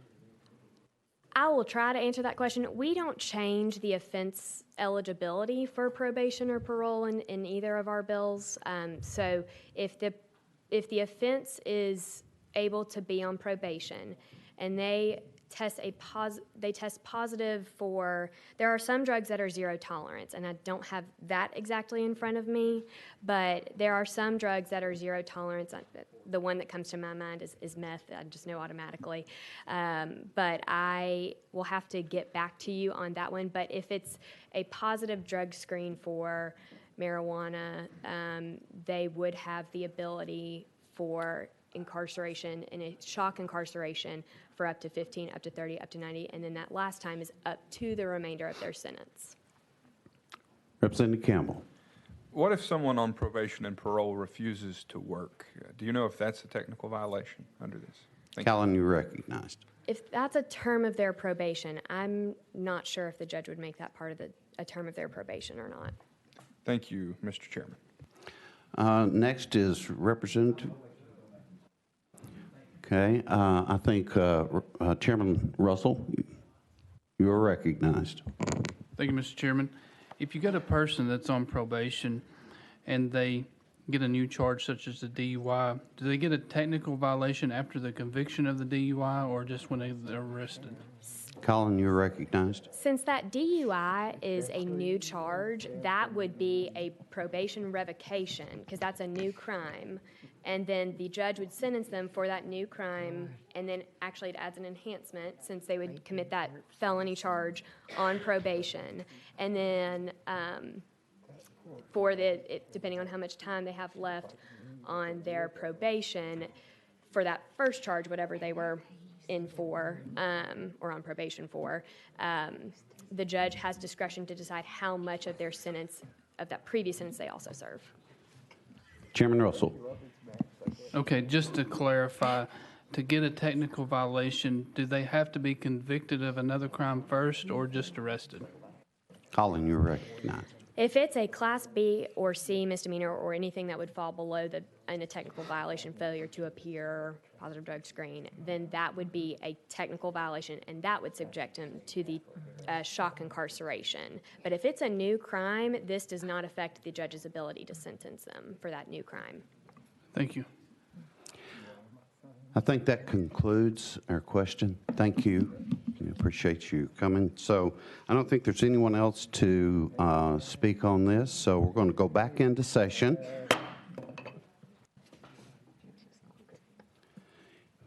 Chairman Griffey, you are recognized. I'm not chair anymore.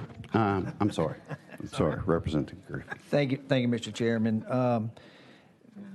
Members of the committee, I think I trust the DA's conference and our law enforcement to give us solid, sound advice on what's appropriate and what's going to probably lead to better outcomes for criminal justice in the state of Tennessee. And while there may be some good parts of this bill, there's concerns on some stuff, particularly limiting the amount of incarceration the judge is to give someone for violating the terms of probation, and probation is a grant, it's not a right.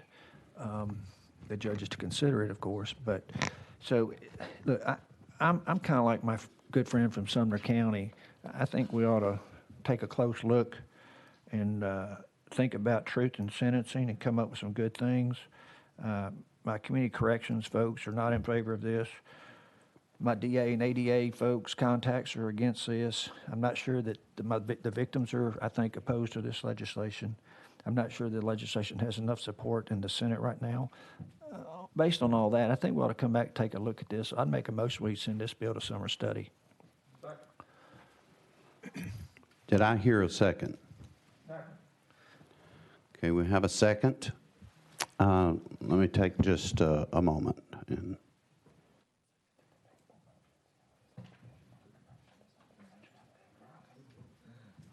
Okay, this is a debatable motion, so Representative, or excuse me.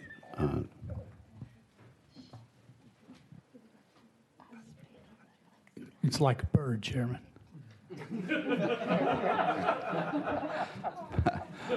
As Chairman Hawk, you are recognized. You get extra points for being funny. Thank you, Mr. Chairman. I've been called worse than funny before. Chairman, I move this motion to the table.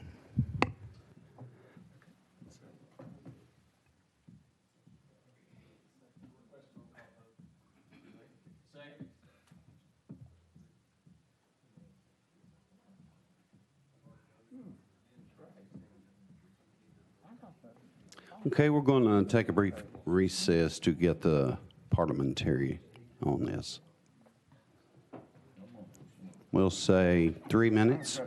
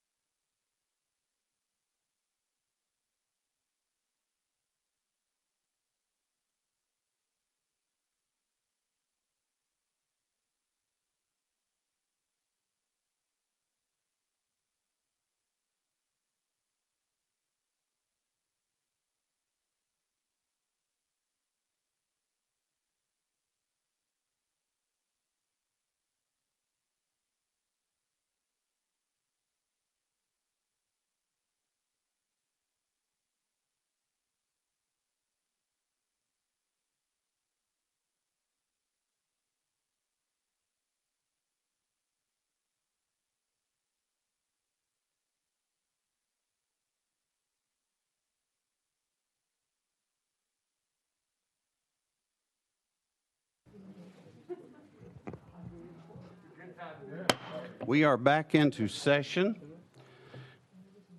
So here's what we have. We have a motion to table the summer study, and I need a second on that motion. I have a second. So, okay, requested a roll call vote. I don't see three hands. Okay, we've got three hands, so we're going to have a roll call vote, and this roll call vote is to table the summer study. So I'm going to ask the clerk, excuse me. I'm sorry, Representative Gifford, you get a moment to explain your tabling motion, or your summer study motion. Thank you, Mr. Chairman, and thank you, members of the committee. Look, this bill's got some good aspects to it. I grant that. It's a lot to bite off and chew off. And I know my good friend from Sumner County has got some well thought out legislation regarding truth in sentencing that this body ought to consider. I'd rather do something along those lines, and that's the purpose of my motion. So thank you very much, Mr. Chairman and members of the committee. Thank you, Representative Griffey. That cuts off all debate. So we are going to be voting on the tabling motion of summer study. So, Clerk, would you take the roll? Representatives Beck? Yes. Campbell? Aye. Dixie? Doggett? Yes. Farmer? Yes. Griffey? No. Hardaway?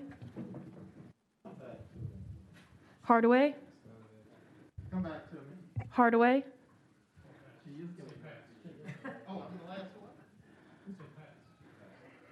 Hardaway?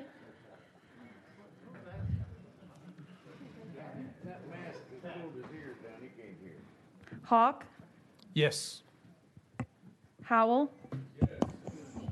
Holzer? Yes. Lamar? Yes. Lamberth? Yes. Moody? Yes. Russell? Yes. Sherrill? Yes. Vice Chairman Sexton? Yes. Chairman Curcio? Yeah. Chairman, you have 14 ayes, 1 no, 1 present not voting.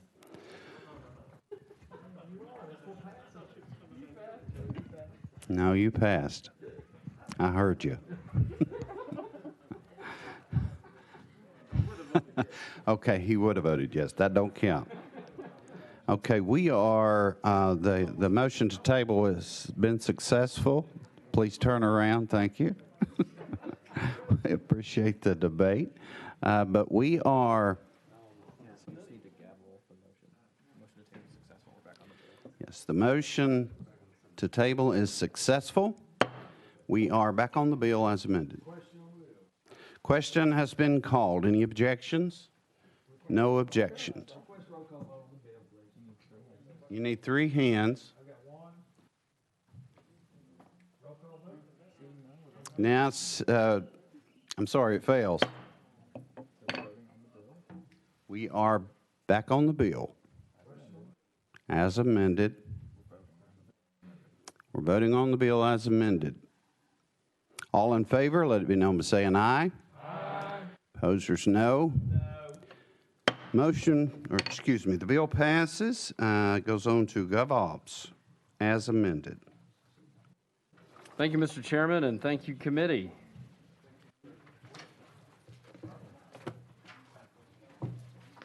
Are we going to go on to this one?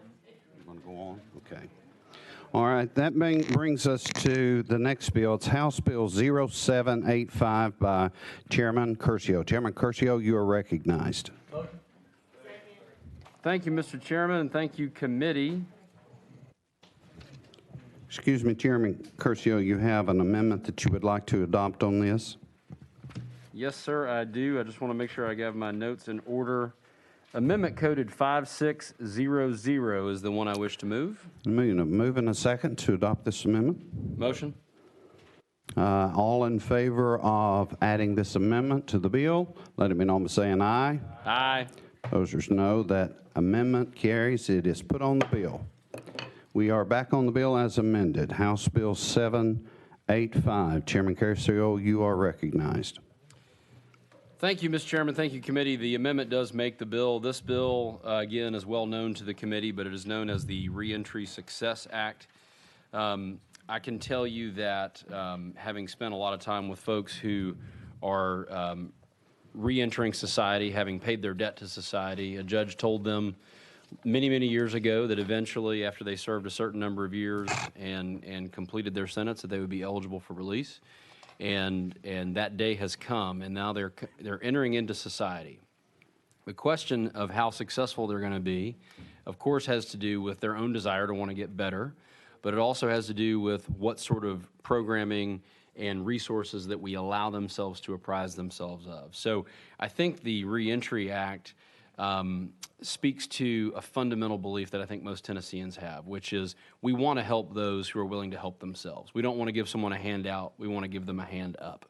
And the Reentry Success Act, I think, speaks to that, helps offenders integrate back into society so that they can become normal, upstanding, tax-paying citizens like the rest of us. With that, I'd be happy to answer any questions. Thank you, Chairman Curcio. Leader Lambert, you are recognized. Pass. Is there anyone else that has questions? Representative Beck, you are recognized. Thank you, Mr. Vice Chair. And to the sponsor, I was just reading this amendment description, and I've never seen one quite like it. It says, rewrites the bill similar to the House Criminal Justice Subcommittee Amendment Number 1, but Amendment Number 1's not going on to this bill. What's the difference in?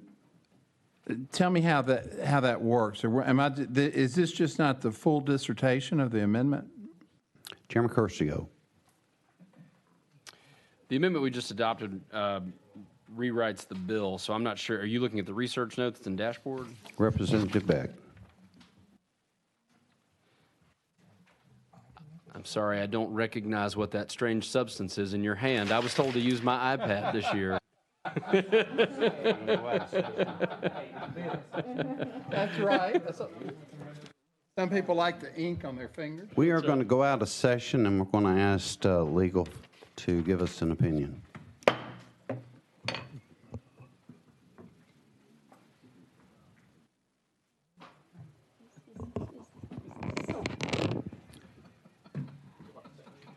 Michelle Fogarty, Legal Services. The difference is in the Section 11, where it talks about the 15 days, 30 days, 90 days, and the remainder of the sentence for a fourth or subsequent revocation.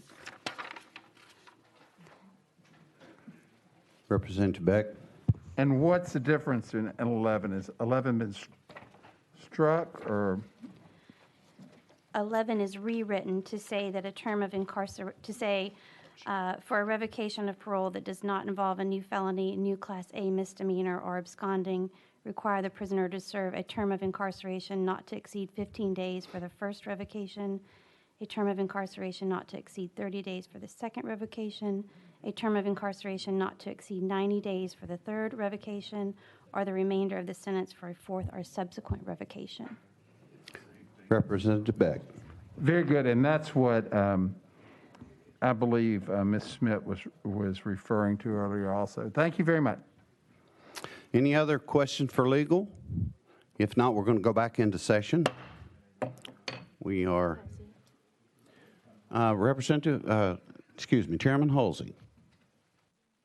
Thank you, Mr. Chairman. To the sponsor, I was looking at the extra year tacked on to somebody who flattens their sentence. If they got 10 years and they served 10 years, does that not violate some other law that we got that you're going to stick another year on them? Chairman Curcio. Thank you, Mr. Chairman. Great question, and I had that one early on as well. I just wanted to make sure that we weren't running afoul of some other pretty good law. So what the bill would do is, at the time you are sentenced, the judge will actually explain this to you. This is part of your sentence. So you can get out be on supervised release a year before, that's sort of your good time credit, if you will. If you're being a bad boy or girl, then they can keep you an extra year, and that is explained to you on the front end when you are sentenced. Chairman Holzer.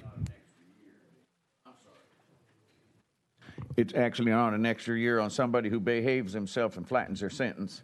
Chairman Curcio. It's just the last year that they serve. Well, actually, they can serve an extra year, but they are explained that on the front end. So if I have good behavior and I'm doing what I'm supposed to be doing, 12 months before my release date, I'm going to go out on supervised release. Chairman Holzer. Sorry. I'm through. Thank you. Leader Lambert. Thank you, Mr. Chairman. And to the chairman's point, I mean, it has been an issue for years that you have a number of individuals that have no interest in really changing their behavior, and so they will refuse any services, any probation. And Representative, I know you know this. I mean, some of them just take it to the door. I mean, they refuse parole. They don't want to go before the parole board. They just want to serve their time, be done. This will pretty much preclude that. I mean, it will make sure that they are going to have some sort of services and some sort of guidance on how to get their life in bounds. And so, but obviously we can't go backwards in time on that. But from here forward, I think it's a very positive change to make sure that you can't just serve your time and go back to your ill intentions. Thank you, Leader Lambert. Any other questions? If not, Representative Hardaway. Thank you, Mr. Chairman. To the sponsor, I'm not clear on the serve another year. Is that another year on top of the original sentence, or is that condition a part of the original sentence? Chairman Curcio. Yes. Representative Hardaway, any follow-up? Yes, sir. I was hoping he'd give me a complete sentence.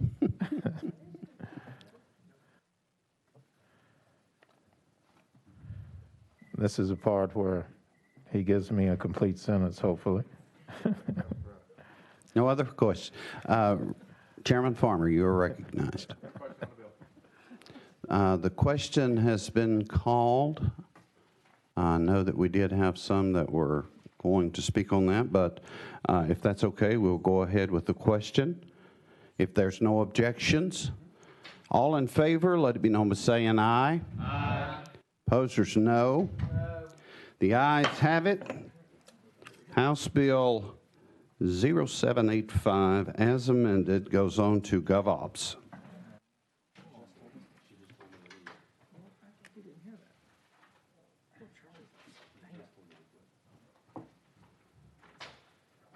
Thank you, Mr. Vice Chairman. I appreciate your service to the committee. Thank you, members. I apologize for the late hour. I have just been notified by the clerk's office that we are losing the room, so that's unfortunately not up to my discretion, but per the clerk's office. So, without objection, we are out. We are. Come on, man. We're close.